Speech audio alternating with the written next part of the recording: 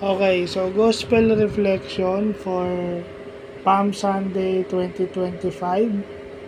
Ah, so, alam na natin yung storya nung Palm Sunday. No? Pero dun mo makikita yung sinasabi ni Father Joel Gatos. Father Joel Horasmus Gatos. Ano yung sinasabi niya na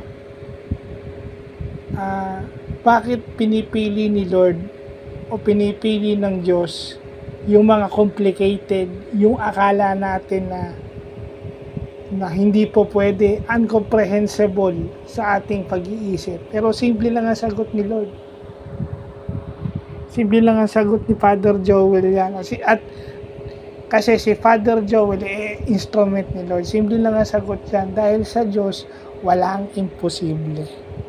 So kasi hindi natin maintindihan yung level ng pag-iisip ng ating Panginoong Diyos.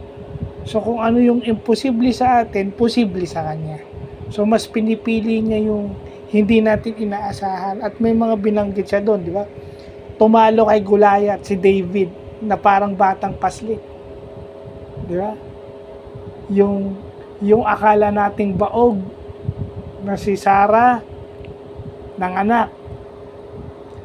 Si John the Baptist isinilang ng isang matandang babae. 'Di ba? So yung mga ganyan, at bakit isang virgin, isang birhen ang nagsilang kay Lord dito sa mundo? Yun yung mga binanggit niya. Kasi kay Lord walang imposible. Binanggit din niya na sa buhay ng tao pupurihin ka, pero pag ikaw naman yung nahihirapan, iiwanan ka. Totoong nangyayari yan. Naalala ko nga yung sa Sunday school, bata ako eh. Yung mga sumisigaw na Hosana, iligtas mo kami, ganyan. Sunday yon. Pagdating ng Biyernes, gusto na siyang mamatay.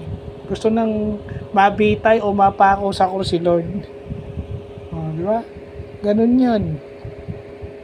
Kasi hindi naman mangyayari yung crucifixion kung si Barabbas kung pinili ng tao si Barabbas, di ba?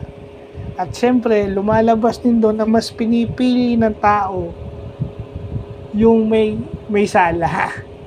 Mas pinili ng mga Hudyo yung may sala at mamamatay tao. Hindi ba't ganun naman tayo minsan?